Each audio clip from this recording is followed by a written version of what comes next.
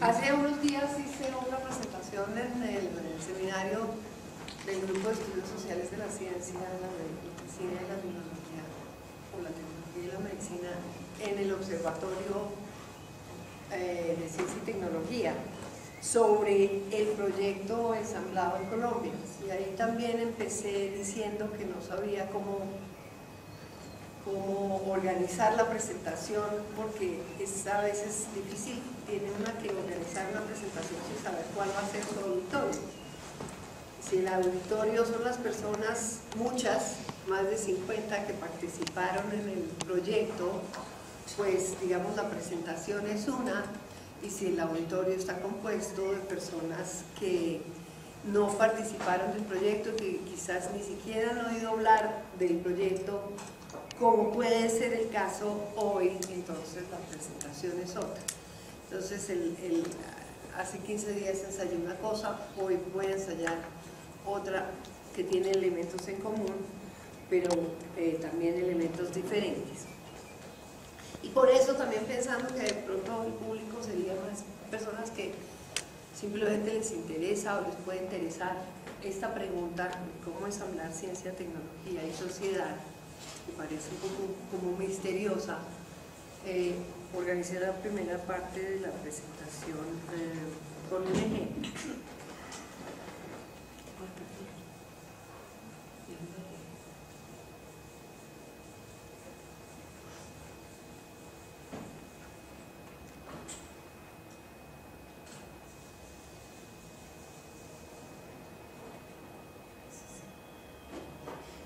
Ya se dijo que me gusta el arcén. Bien, la metáfora que usamos para el proyecto y que quiero usar como para esta presentación es esta imagen. Quizás algunas de ustedes la hayan visto, creo que todavía perdura a pesar de que tiene muchos elementos efímeros, ahí a la salida de la universidad por la entrada de la 45, cuando empieza uno después de que sale del auditorio. Hay ahí este árbol con esas cadenas y con esas personas. Yo saqué esa foto cuando estábamos empezando el proyecto y la usé muchas veces para referirme al proyecto. Yo me quiero referir al mismo tiempo al proyecto y a la pregunta de la presentación, que es cómo ensamblamos ciencia, tecnología y sociedad. Y esa foto, por supuesto, no es difícil pensarlo, la llamamos el árbol celular. Bien,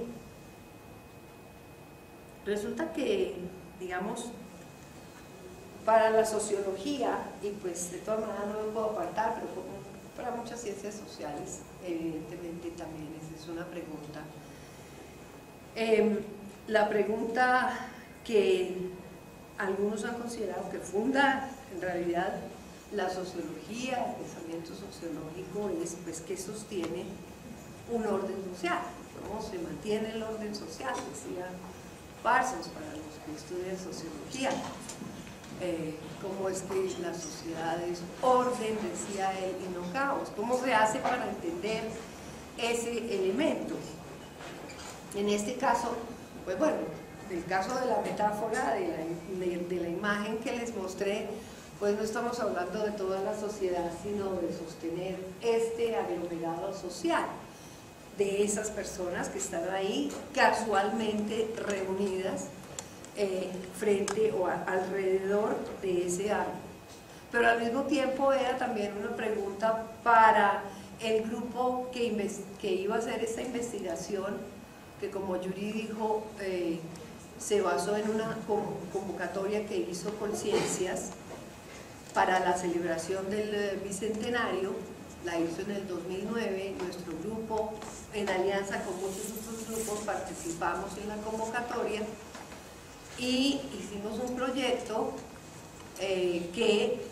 la cual la convocatoria de Conciencias hablaba de cómo hacer como una historia de la ciencia en Colombia. Nuestro grupo de estudios sociales de la ciencia pues trabaja en los temas, pero muchas de las personas que queríamos volver nuestras aliadas en esta empresa de presentar esa convocatoria o de presentarse esa convocatoria, no trabajan temas de ciencia, ni les interesa la ciencia como tema, digamos, de las ciencias sociales. Entonces había que hacer una doble tarea de seducción, llamémoslo así, con las colegas que se iban a enrolar en ese proceso de investigación, por un lado, para que el proyecto que se iba a presentar iba a ser más amplio que simplemente cómo entender la historia de la ciencia en Colombia, íbamos a entender más bien la sociedad colombiana y la producción de conocimiento en Colombia. Por supuesto, nadie puede entender la sociedad colombiana como todo. Cada quien se interesa de un tema, una parcela, algo que le interesa, la literatura, o el cine, o la sociología, o la medicina, si es el caso, o la física, o las plantas, etc. Entonces, digamos, esa era la tarea, por un lado, para hacer un proyecto amplio que pudiera abarcar a muchas personas que trabajan en principio, por ejemplo, en el CES, en el cual se vincularon muchas investigadoras e investigadores del CES al proyecto. Pero por el otro lado, también la tarea doble de seducción o enrolamiento tenía que hacerse para Conciencias, porque Conciencias claramente estaba haciendo una convocatoria para un proyecto de historia social de las ciencias. Y aquí nosotros le presentamos un proyecto que habla de las ciencias, pero no necesariamente de las ciencias duras, sino más que todo de las ciencias sociales y de la producción de conocimiento, otras formas de conocimiento, incluyendo el arte, en Colombia. Entonces, digamos que estas preguntas que presento aquí y este abordaje fue lo que nos permitió convencer, o que Conciencias se convenciera de que este proyecto podía ser el proyecto ganador de esa convocatoria, y el proyecto ya está concluyendo o concluyó la parte de investigación. Los libros ya están en diagramación. Se van a publicar 2 libros. Entonces se hicieron 2 coloquios aquí en la Universidad Nacional. Y se hizo una página web que todavía está en funcionamiento. Entonces, ¿qué sostiene este orden social, este aglomerado social de esas personas alrededor del árbol? Y también el nuestro aglomerado heterogéneo de investigadoras e investigadores con muy distintos intereses.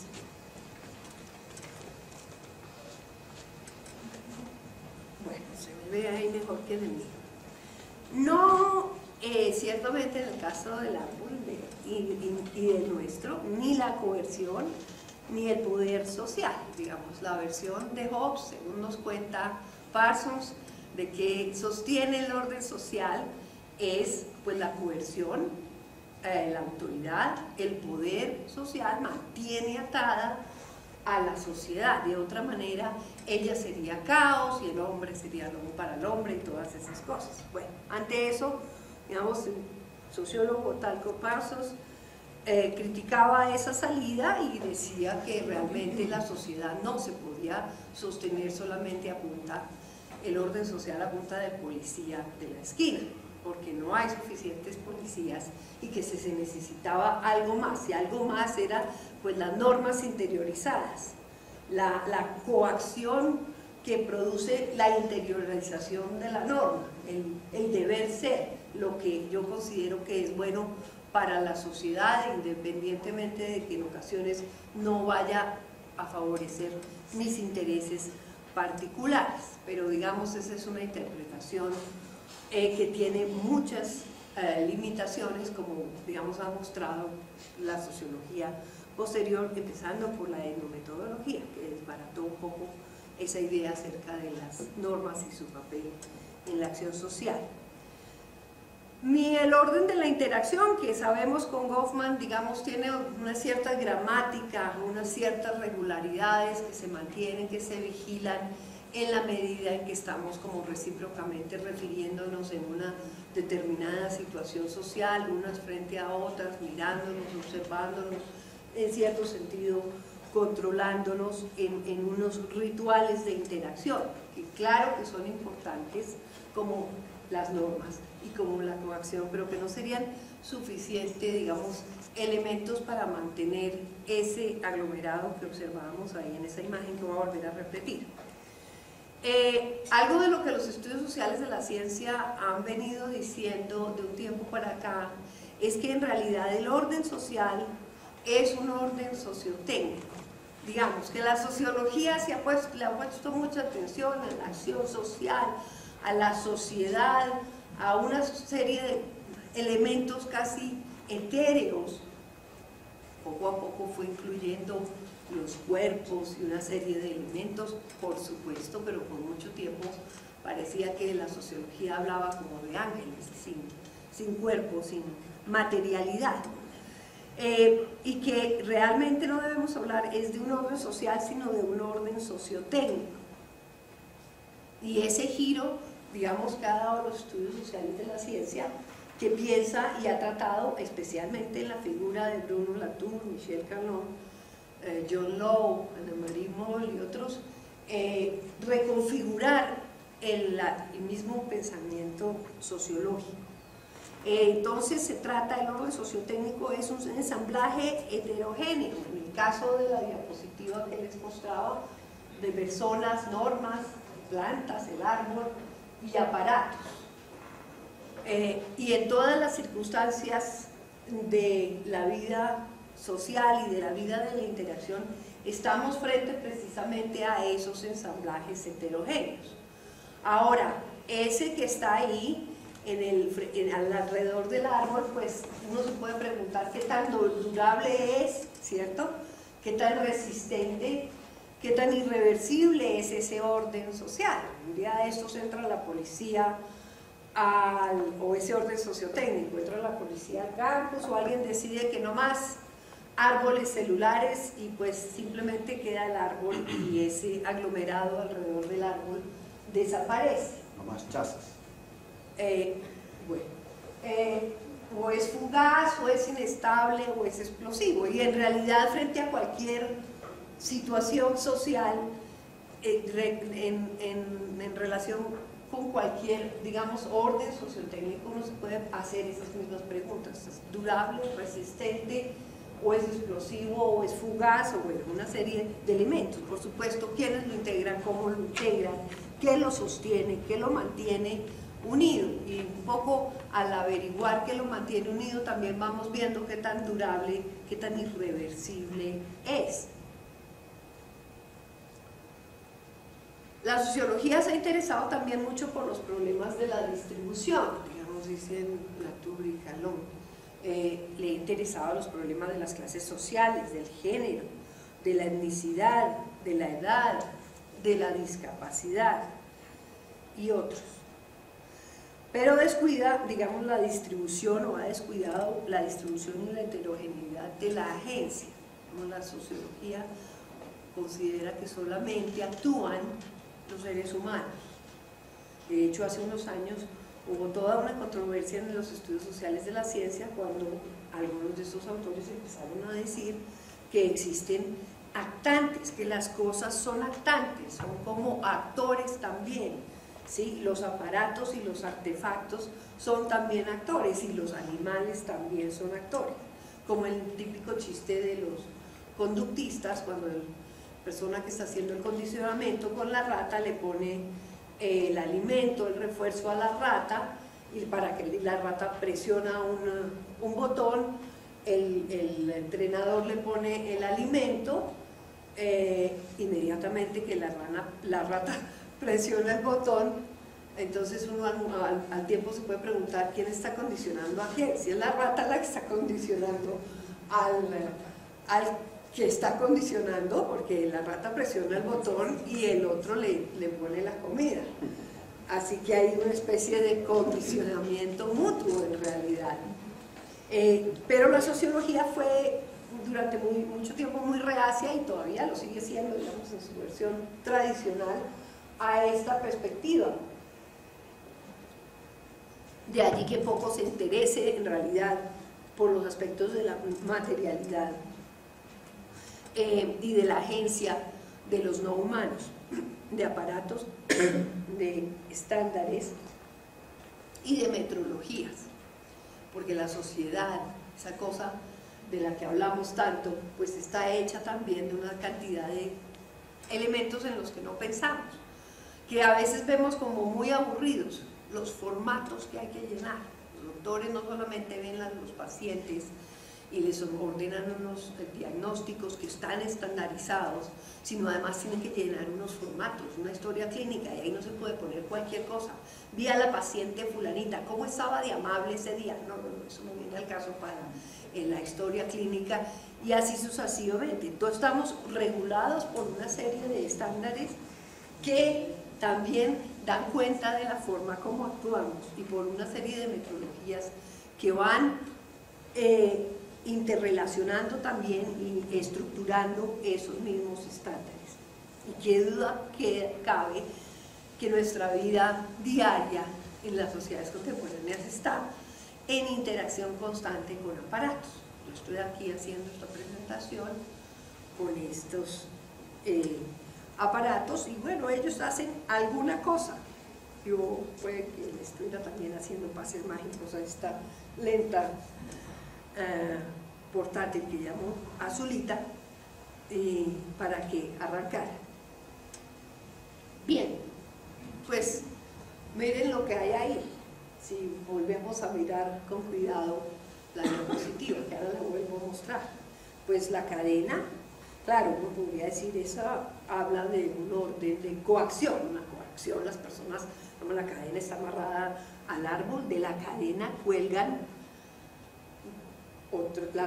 los celulares, y de los celulares cuelgan las personas.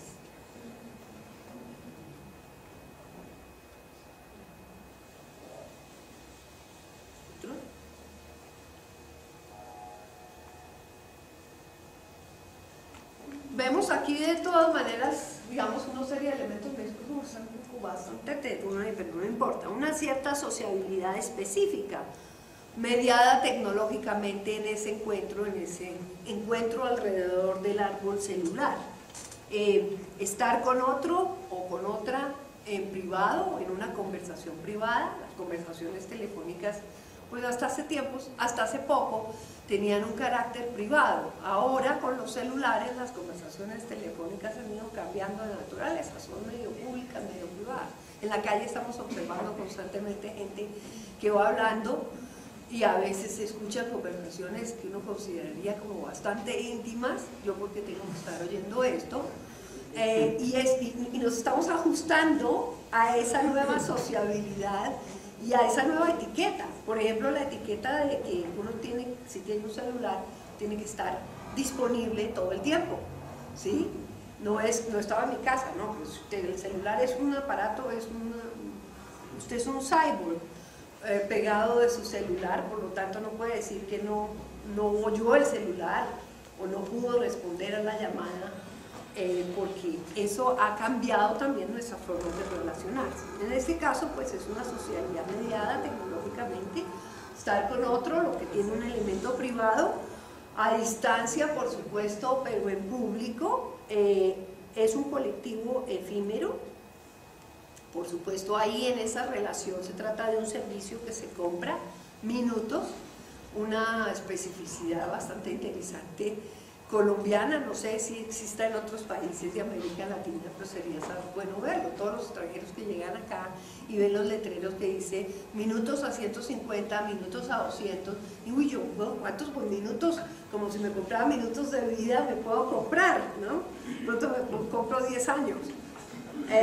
Es un servicio que se compra, y es un ensamblaje de personas y una de grupos y de traducciones de intereses. Yo tengo que hacer una llamada y no tengo celular, o no tengo crédito minutos en el celular, y entonces compro los minutos en ese lugar, porque necesito urgentemente hacer una llamada. Y por supuesto, esa necesidad de hacer una llamada instantánea también es un efecto de que tenemos celulares, ¿sí? Si no tuviéramos celulares, pues haríamos otra cosa para comunicarnos, y esa necesidad de la comunicación que tiene que ser ya, aquí y ahora, pues es un efecto también social, una forma de remodelar, remoldear también la sociedad a partir también de la existencia de esa tecnología. Ahí vemos, pues, digamos, esos dos parecen ir juntos y interactúan brevemente el uno con el otro, mientras seguramente están planeando hacerle una chanza, una broma a algún amigo. ¿Cómo se configuran entonces estos usuarios? Llamémoslos así. Por un lado, pues está el negocio, el dueño del negocio o la dueña. Tiene un diseño y un programa contra robo, me imagino yo. Porque la pregunta es, ¿para qué amarrar los celulares al arma? ¿Sí? Está configurando un tipo de relación social, un tipo de sociedad por la vía de ponerle las cadenitas al árbol y las cadenitas a los celulares. Un tipo de motivo de las personas que vienen a hacer las llamadas. A veces no percibimos este tipo de cosas porque son como tan naturales que no nos tenemos a decir, bueno, pero ¿esto qué quiere decir? ¿Qué es lo que está pasando? ¿Qué configuración hay de este usuario? Por supuesto, un dueño y el negocio es un negocio evidentemente informal, como se dice aquí, en la calle, reversible en cualquier momento, fugaz, se puede desbaratar rápidamente y ocupa el espacio de una determinada manera y tiene una relación de no propiedad con ese espacio, pero también podría uno pensar que en el largo plazo, dado que hemos visto esa configuración por mucho tiempo, esa persona casi es dueña de ese árbol.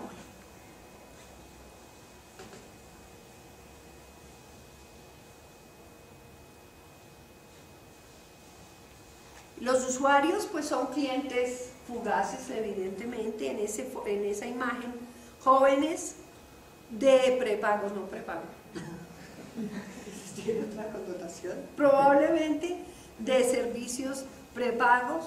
Esperaríamos ver en ese lugar probablemente menos a personas que tienen 500 minutos al mes o 1000 minutos o lo que sea, sino personas que están comprando en pequeñas cantidades y que por alguna razón particular tecnológica, que pues no es el caso abordar aquí, resulta más barato hacer esa llamada en un momento dado por esa vía.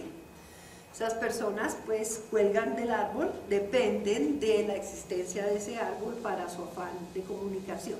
Y de 2 teléfonos para hacer la llamada. Y de 2 teléfonos para hacer la llamada, bueno. Uno para mirar el número y el otro para llamar. Sí, claro, porque ellas llevan su mismo teléfono. Todas esas personas probablemente tienen su celular. Por el otro lado pues están los aparatos, los proveedores, las redes, los planes que tienen las personas y los diseñadores de esos planes, etcétera, etcétera. Entonces hay una serie de programas que están ahí involucrados y puede que haya también al mismo tiempo, como habla Latour, antiprogramas para contrarrestar los programas que existen, para que no se dé, por ejemplo, la venta de minutos. Pues entonces las personas que se dedican a esa actividad diseñan formas de precisamente contrarrestar eso. Bueno, esa es una configuración pues completamente distinta, evidentemente más estable para llamar por teléfono celular. Ahí es un poco más antigua, celular o llamadas nacionales o internacionales o locales. Es un poquito como pasado de moda esa cabina telefónica. Probablemente uno ya no encontraría esa diferenciación en una cabina telefónica contemporánea. Y aquí hay otro diseño todavía más portátil. Este sí es completamente portátil, porque la persona se lleva su banco y tiene su banco celular. Entonces fíjense que la configuración, digamos, material y de los aparatos y el ensamblaje de esos elementos más las personas da una serie de características que sería posible estudiar, pero que no podemos estudiar si no le ponemos atención precisamente a esas configuraciones materiales también.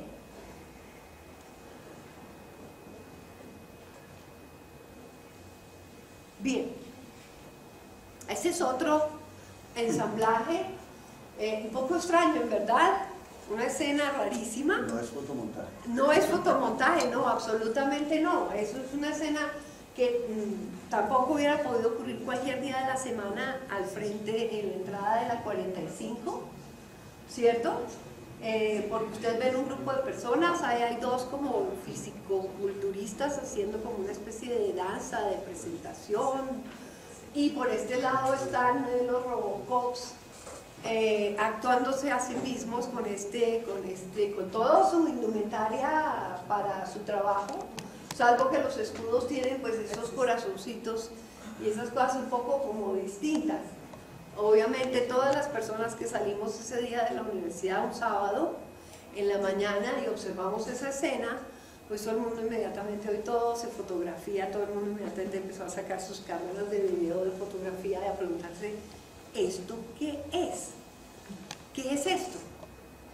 Primero estaban los fisicoculturistas y todo el mundo estaba muy contento. De pronto llega un camión negro de esos del ESMAD y se bajan todos estos personajes y todo el mundo pregunta, ¿aquí qué va a haber?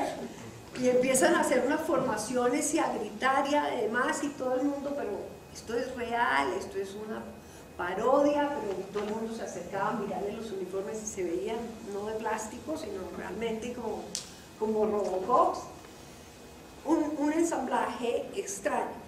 Y lo traigo también aquí a colación precisamente por lo mismo, porque nuevamente estamos frente a algo que tenemos que saber o definir qué es eso.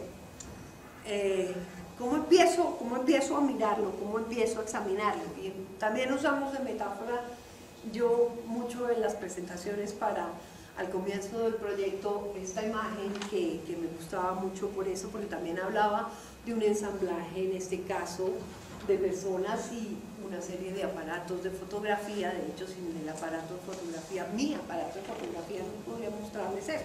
Claro, lo podría bajar de internet si supiera que había pasado algún día. Y ese ensamblaje heterogéneo muy fugaz, porque la escena duró media hora, digamos, era interesante también precisamente en su heterogeneidad de personas que salían de la universidad, de personas que ni siquiera habían entrado a la universidad, que simplemente pasaban por ahí, de personas que iban en los buses y se quedaban boquiabiertas de qué era lo que estaba ocurriendo ahí. En fin. Y entonces, digamos, lo usé para hablar de ensamblando el ensamblado, el proyecto de ensamblado en Colombia.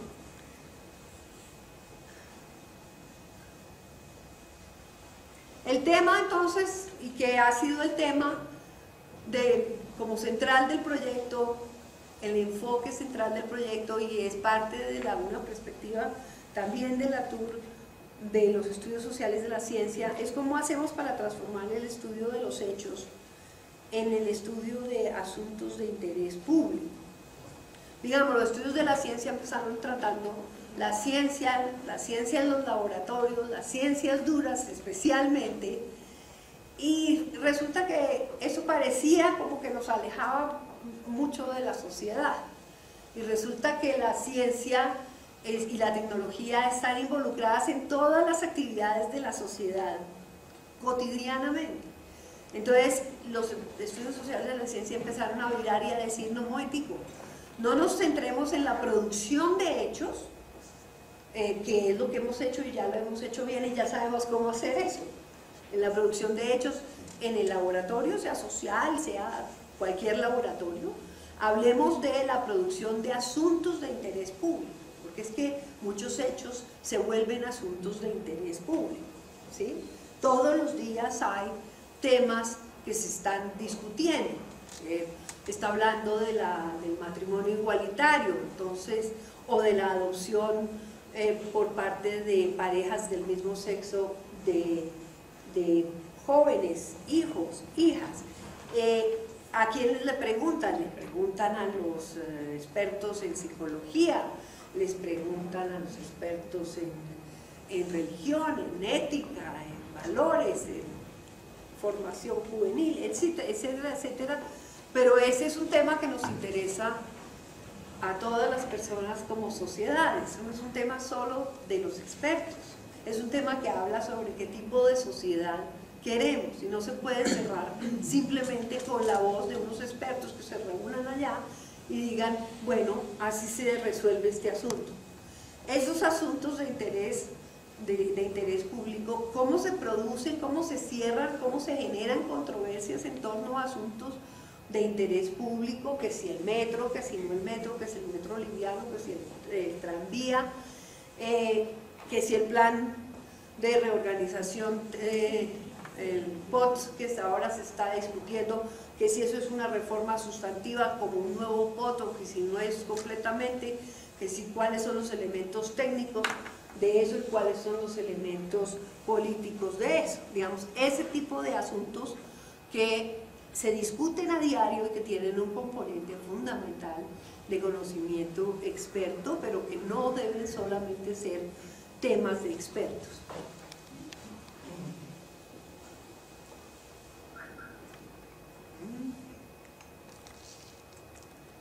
Mover entonces el foco de la producción de ciencia a la coproducción de ciencia, tecnología y sociedad.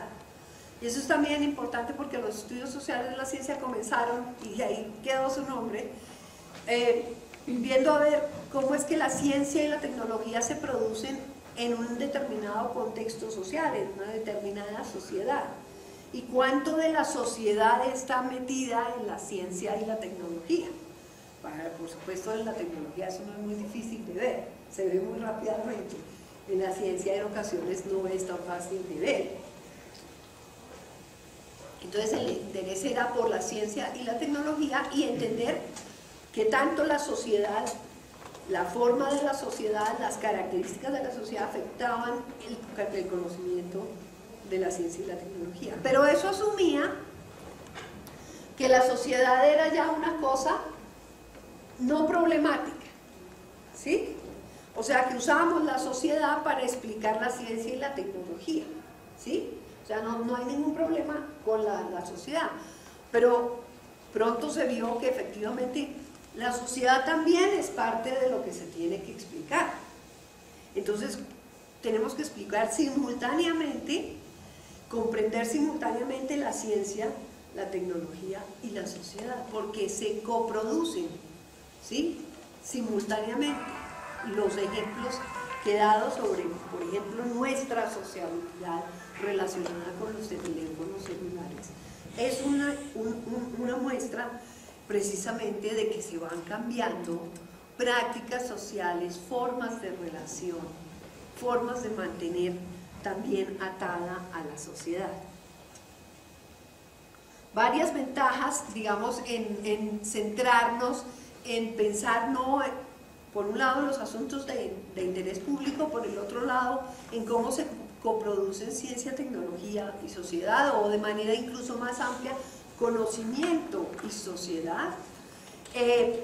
Una era, pues, era relevante para la convocatoria de conciencias en términos del bicentenario, entonces vamos a entender elementos de la sociedad colombiana, y era relevante para los colegas a quienes les interesa probablemente más entender la sociedad que la ciencia y la tecnología. Y por supuesto nos permitía tener, digamos, alguna serie de temas que tuvieran, llamémoslo así, como más sex appeal.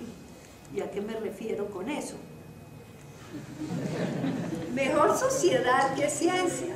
Pues especialmente si venimos de las ciencias sociales, es mejor estudiar la sociedad que estudiar la ciencia, porque en la versión inicial de los estudios sociales de la ciencia, y no hablemos de las versiones muy anteriores de la historia de la ciencia o de la sociología de la ciencia, estudiar la ciencia era igual o equivalente a distanciarse de la sociedad o a distanciarse de la política o de la ideología. Mucha gente se interesaba por la ciencia porque no hay política, ahí no hay ideología, eso es una cosa como pura. Todavía además nos queda, en nuestra universidad se usa mucho el término que yo soy de ciencias puras, no sabe exactamente esa cosa qué es, pero bueno, entonces digamos tenía ese interés porque aquí no estábamos haciendo esa movida de que estudiar la ciencia es alejarse de la sociedad, sino que estudiar la ciencia y la tecnología nos permite entender la forma como se configura también la sociedad y la sociedad contemporánea y también sus formas ideológicas. Dos puntos de vista, dos visiones. Voy a leer dos citas cortas, una de Don K. Price de un libro, El Estado Científico de 1967. Dos puntos. Entonces, esta cita dice: la noción de democracia o el gobierno de acuerdo con el voto de la mayoría es simplemente irrelevante en ciencia, porque la ciencia se ocupa principalmente con el descubrimiento de verdades que no se ven afectadas por lo que el científico piensa o espera. Sus asuntos no pueden ser decididos mediante el voto. Entonces a eso me refiero con esa forma de entender la ciencia, que lo que hace es que usted va a trabajar la ciencia, se aleja completamente de la sociedad. En la ciencia esos problemas ni de poder, ni de opinión, ni de relaciones sociales, digamos, tienen absolutamente ningún peso. Y esta otra cita, que es de Bruno Latour, de una entrevista, pero bueno, la he hecho en muchas vías, que le dio a una revista latinoamericana argentina, Redes, de 1997. Dice: la ciencia es una actividad totalmente política, pero una actividad política que bloquea el debate político. Y haciendo un guiño a tantos que han dicho esa frase tantas veces, dice: la ciencia es política por otros medios. Entonces la ciencia no aleja de la política, y estudiar la ciencia no aleja de la política, porque la ciencia es política por otros medios.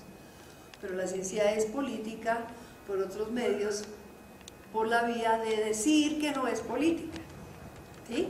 Cuando algo se dice de algo se dice que es técnico, se dice que no es político. Esta mañana estaba precisamente escuchando una entrevista con uno de los ponentes acerca de la reforma al POT, el ponente que dio la ponencia, o iba a dar la ponencia negativa, y entonces él decía que ahí no había los estudios técnicos y la fundamentación técnica para hacer ese cambio. No sé si sea cierto o no sea cierto, pero el asunto es que empleaba esa expresión, que ahí lo que había era una serie de componentes ideológicos, ¿sí? Entonces, lo técnico, lo que está diciendo, digamos, ese concejal, lo técnico no es ideológico, lo técnico no es político, si es técnico no es político, si es científico no es político. Esa es precisamente la clase de política que hace la ciencia y la tecnología, ¿sí? Por eso son política por otros medios, porque cada vez que usted dice que algo es técnico, el resto del mundo tiene que hacerse a un lado. Usted no tiene la competencia técnica para saber sobre este tema. Entonces, aleja el debate político, porque ahora el asunto no es acerca de la sociedad que queremos o de la Bogotá que queremos, sino acerca de si se aplicó esto o aquello, si se hizo este cálculo o aquello, si este cálculo es adecuado o no es adecuado. Y por supuesto, eso hace que esos asuntos de interés público se conviertan en asuntos que son reservados para los expertos. Y pues precisamente eso es lo que queremos evitar, ese tipo de traducción, y queremos, digamos, que haya una mayor participación en esa clase de debates. La sociedad entonces se produce al tiempo que se produce la ciencia y la tecnología, como decía, por eso hablamos de coproducción. ¿Cuántas intervenciones en la sociedad se basan y se justifican en o con la ciencia? ¿Cuántas intervenciones en la sociedad se hacen con base en soluciones o respuestas técnicas? Millones todos los días. Aquí en la Universidad Nacional hay constantemente, por parte de los estudiantes, preocupación por la instalación de cámaras de CCTV, ¿sí?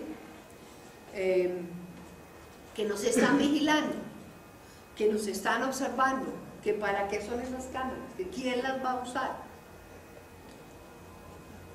Por el otro lado, quien instala las cámaras asume que las cámaras tienen un efecto en el comportamiento de las personas. Que una vez la cámara se pone, las personas se comportan de una manera distinta. Entonces fíjense el juego de configuración social que hay ahí.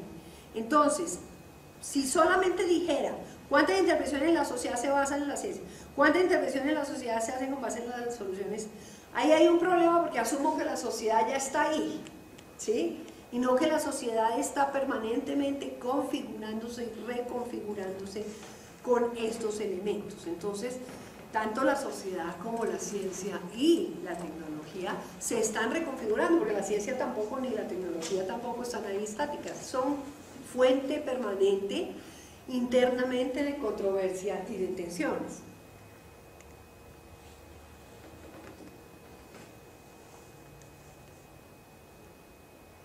El modo, entonces, asociación de actores y elementos heterogéneos. El modo del proyecto y el modo para investigar y precisamente ensamblar ciencia, tecnología y sociedad. Es precisamente observar esa asociación de actores y elementos heterogéneos. ¿Cómo se produce?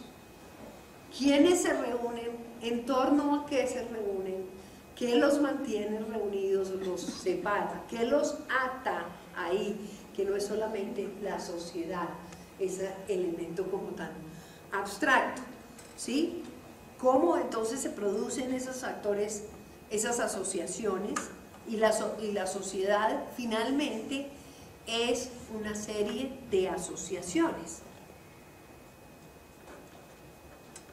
En nuestro caso de nuestro proyecto, pues digamos que, volviendo al proyecto, pues nuestras asociaciones eran un poco tenues por momentos, como este ensamblaje que estoy mostrando, pues que no iba a durar mucho. Nosotros estábamos integrados por unos grupos, por el grupo de investigación de estudios sociales de la ciencia del CES. Las demás personas que participaron en el CES y en la universidad participaron no como integrantes de un grupo, sino como personas, investigadores, profesoras y profesoras de la universidad.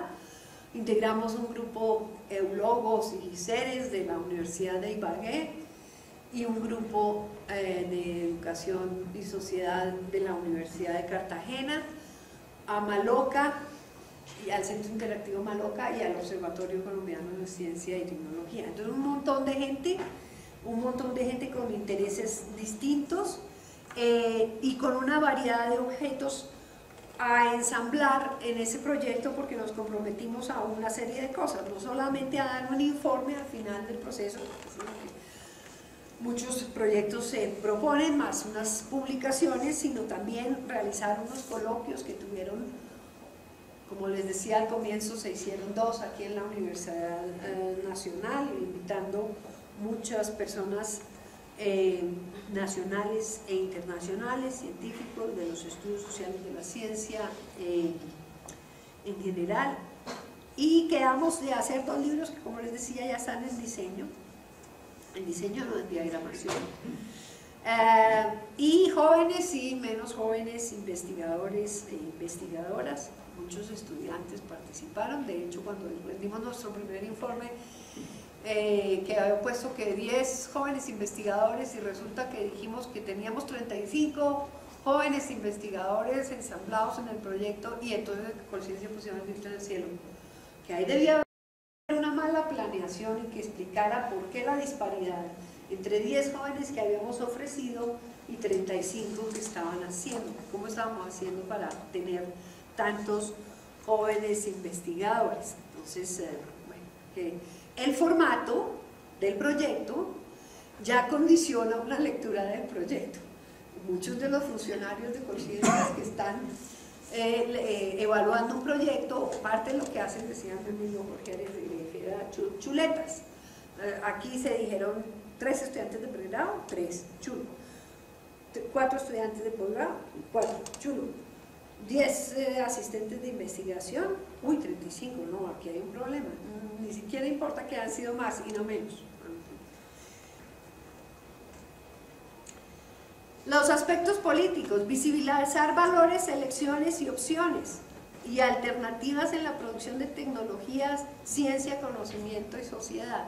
Algo que sabemos bien en las ciencias sociales, por ejemplo, los historiadores, en historia lo sabemos también bien, los elementos contingentes de la historia, que indican cuando tomamos eso muy en serio que otra realidad es posible, que las cosas que pasaron no tenían que ser así, que las cosas que pasan hoy en día no tienen que ser así, que es posible otro mundo, que es posible otra realidad.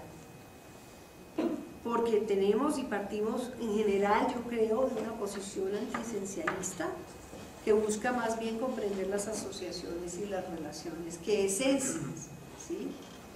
La identidad, por ejemplo, esa pregunta que nos hacemos constantemente, ¿qué soy? ¿Quién soy?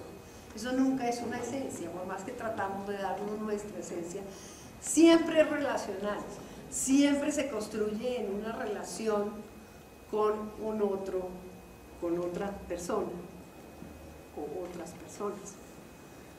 Autoridad y producción, cristalización de realidades, identidades, responsabilidades y políticas.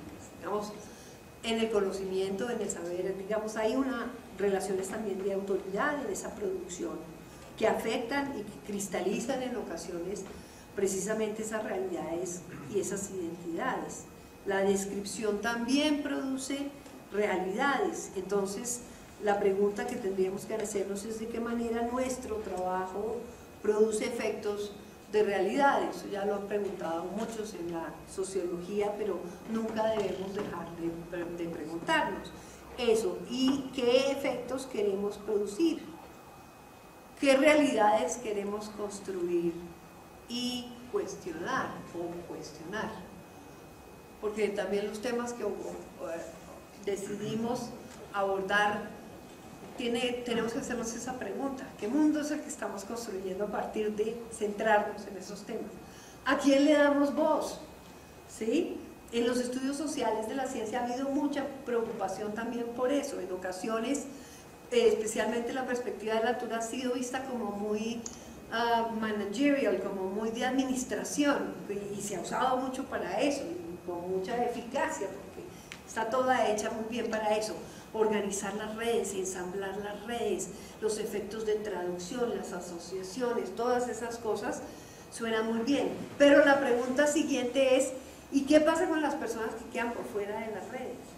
¿Qué pasa con las personas que quedan marginadas de las redes? Entonces resulta que tendríamos que hacernos una pregunta, porque hay que entender el funcionamiento de las redes, pero no hay que olvidar que las redes, las metodologías, los estándares en su funcionamiento dejan por fuera a personas. La cédula, por ejemplo, como una especie de metodología y de estándar en nuestra sociedad, deja por fuera a las personas que no la tienen, por ABZ, y la Corte Constitucional se la pasa embolatada tomando decisiones que protejan los derechos de las personas, que no les dieron la pensión, que no les... Esto porque un error de copia en su cédula significó que el mundo se hizo imposible de ser vivido para esa persona. Entonces también tenemos que mirar eso, si no terminamos glorificando esas metodologías, esos estándares, como la encarnación de la racionalidad, que así, digamos, podrían haberse visto tradicionalmente en la sociología, y que no necesariamente lo son. Son opciones, son decisiones que en un momento pueden ser arbitrarias y que de pronto ya dejan o sea, van quedando congeladas. Una decisión en un momento contingente, en la disposición del teclado, queda congelada, que no necesariamente la más buena, que tiene una razón en la máquina de escribir, queda congelada como una norma, digamos, para los teclados de los computadores, etcétera, etcétera. Uso de una estándar o de una metodología o de un patrón o de una escala para representar, por ejemplo, el mapamundi en escala plana, produce efectos muy diferentes de cómo se ve la disposición de los continentes, el tamaño relativo de los continentes dependiendo de cuál escala de conversión del plano de la Tierra se adopte. Y pues en los años 70 se empezaron a hacer otros ejercicios con otra convención que de pronto nos mostraron un mundo completamente distinto. Las relaciones, los tamaños eran completamente distintos. Entonces, pues sí, intentar el diálogo, ese era un propósito de este proyecto, pero es un propósito de quienes hacemos ciencia social o investigación social, apostarle más también a la heteroglosia, a que haya muchas voces dialogando, participando, así sea difícil. También nuestro mundo, el mundo de la academia, puede ser un ejemplo o un modelo del mundo que queremos vivir, ¿cierto? Y si cerramos la comunicación con las colegas porque trabajan en otro campo que a mí no me interesa y no buscamos puntos de contacto, pues bueno, así se va haciendo cierta dureza también de las relaciones sociales.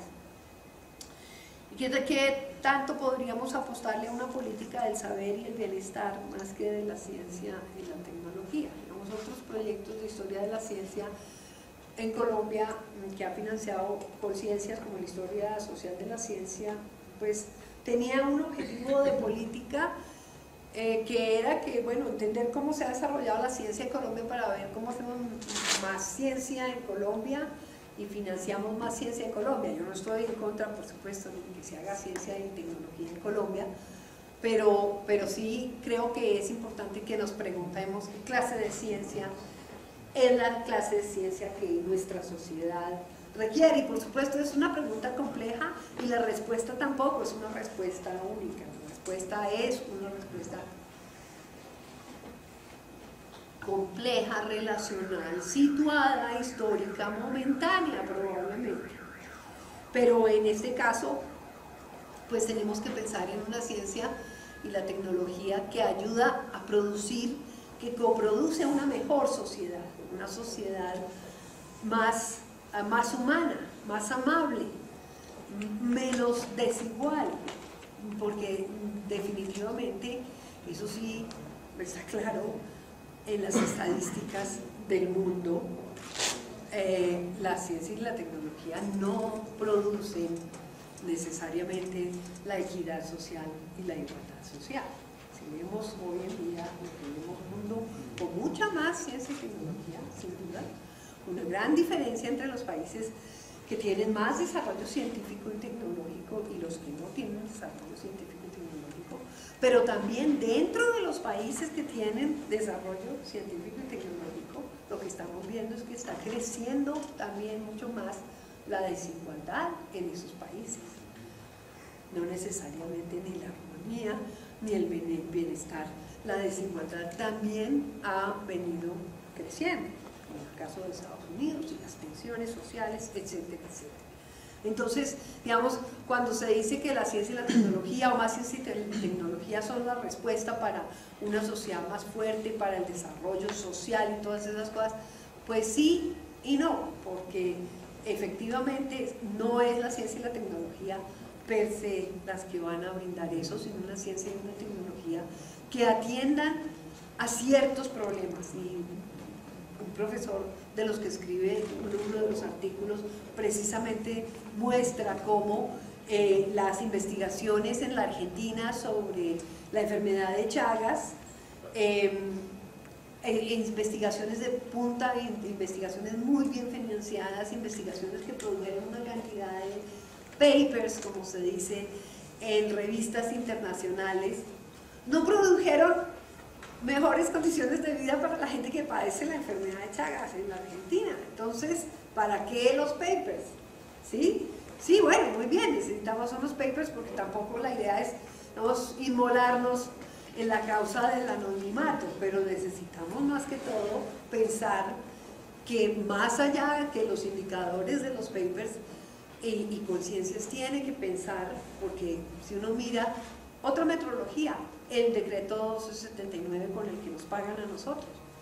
Esa metodología establece que son las cosas importantes si usted es un científico o un académico, ¿sí? ¿Qué es lo que tiene que hacer para ser mejor reconocido en papers internacionales mejor que nacionales o en revistas a uno mejor que en revistas estudiantiles?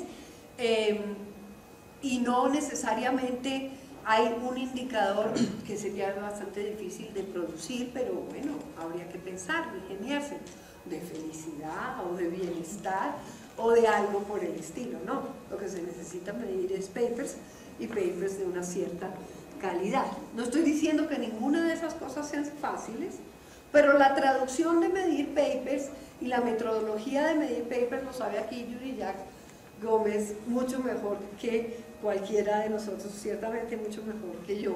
Esa metodología fue también difícil de producir.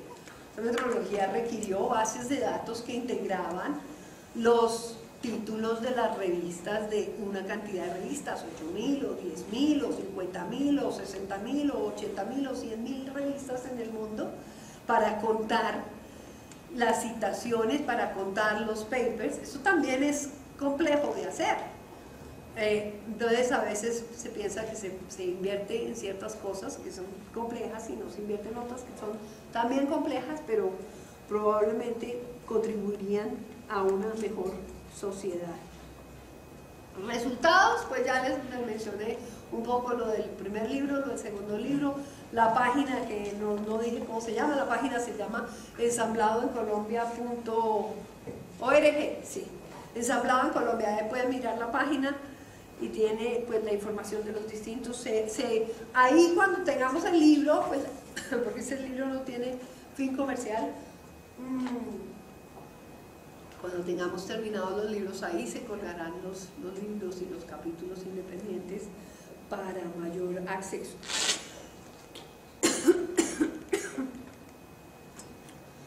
Y ahí termino.